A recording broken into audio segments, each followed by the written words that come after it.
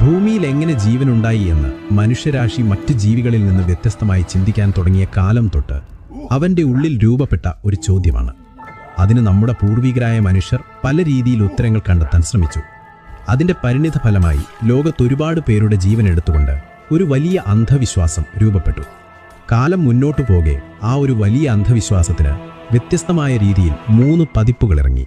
കൂടെ അത് സംഭാവന ചെയ്യുന്ന കുറേ ഹിമാലയൻ നുണകൾ എഴുതിവെച്ച വലിയ 3 പുസ്തകങ്ങളും സംഭാവന ചെയ്തു.